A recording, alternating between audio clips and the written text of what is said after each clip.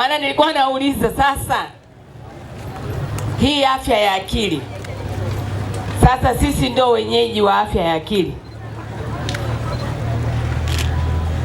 Ni kwamba sasa sisi tumebobea kwenye shida ya afya ya akili, au mimi ndio mwenye changamoto? Sasa bahati mbaya sana ambapo sina bahati, katibu tawala kaniambia eti nikifika hapa leo na mimi nifanye vipimo. Kweli mimi nikapimwa. Sipimi.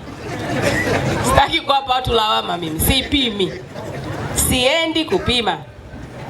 Kwa sababu shida iliyoko pale ni kubwa. Unless nipate mtu anayejitolea kunisindikiza tukapime wote. Nani anajitolea kunisindikiza nikimaliza hotuba tukapime pamoja mimi naye? We Salome, tulia. Salome utaita shida. Nani ananisindikiza tukapime pamoja pale? Tukitoka hapa mimi na mama yangu yule pale tutaenda kupima pale. Walau nitakuwa na mwenzangu, wasiwasi nilionao unaweza kupungua. Tumeambiwa wasiwasi ni dalili mojawapo. Ndugu zangu, tukio hili kwa mara ya kwanza linaadhimishwa katika mkoa wetu. Ni tukio muhimu na kubwa sana duniani. Tusilichukulia poa, tunazungumza tunacheka kwa sababu ni muhimu kucheka pia na kufurahi. Lakini nipongeze kwa dhati kabisa Hospitali ya Taifa ya Afya ya Akili Mirembe. Wao pamoja na Wizara ya Afya walipoketi na kuchakata kwa pamoja, wakaona kwamba tupeleke jambo hili mkoa wa Manyara.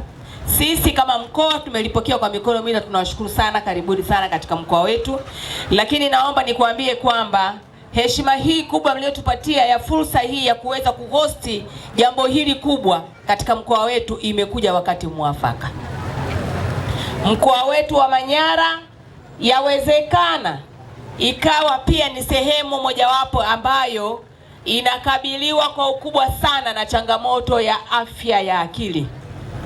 Na hii inatokana na matukio ambayo si ya kawaida yanayotokea katika mkoa huu. Inatokana na vitendo ambavyo inawezekana maeneo mengine utapata kuviona, lakini kwenye mkoa huu unaviona. Sasa wale wanaotenda vitendo hivyo yawezekana ikawa wanapitia misongo mikubwa ya mawazo inayopelekea changamoto ya afya ya akili na hata ugonjwa wenyewe wa afya ya akili. Lakini sisi tunaoona na kushuhudia matukio yale kila wakati, pia inawezekana tukajikuta tunapata msongo na mawazo mengi ambayo yanakosa majibu yatakayopelekea na sisi pia kuweza kuathirika. Kwa hiyo ujio wa siku hii muhimu katika mkoa wetu sisi imekuwa ni neema na baraka, na ninaomba nikuhakikishie kwamba tutafanya vipimo na tutapima.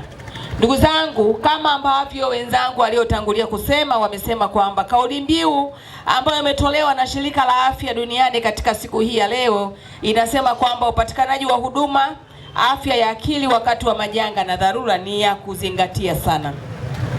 Sisi mkoa wa Manyara mwaka 2023 tulipata janga kubwa hapa la maporomoko ya Hanang'. Wachache walipata tiba ya afya ya akili. Wachache walipata nafasi ya kuweza kuonana na wataalamu. Lakini wengi walikuwa wanacheka. Kwa kifupi, hata hapa wanavyoona hivyo, wengine wanacheka wakiona kwamba kinachoongelewa yani ni kitu kimsingi. Ukifungua mdomo kucheka ambacho hakichekeshi ni dalili ya afya ya akili. Bora mgumie hivyo hivyo. Sasa kwenye kipindi kama hicho, yawezekana kuna wengine bado hawajapona. Na hata ukiangalia maeneo mengi ambayo kunapita matukio kadha wa kadha, pia ndio maeneo ambayo pia kunapatikana matatizo mengi sana ya watu kuuana bila sababu, watu kuchinjana, lakini matukio ya ukatili wa kijinsia, mtu mzima kubaka mtoto mdogo wa mwaka mmoja na miezi mitatu kwenye mkoa huu sio kitu cha ajabu. Lakini kwenye mkoa huu mama mzima kuamua tu kuondoka na nyeti za mmeo kwenda kuzitupa nje ya nyumba sio kitu cha ajabu. Sasa katika la kawaida, wenzetu wa Jeshi la Polisi na vyombo vya sheria wanafanya kazi kubwa sana ya kuhakikisha kwamba watuhumiwa wanachukuliwa hatua. Lakini tunashangaa wanachukuliwa hatua na wanafungwa. Kwa mfano wabakaji wanafungwa, na kwenye mkoa wanafungwa kweli kweli, na vyombo vya habari vinatusaidia sana kutangaza.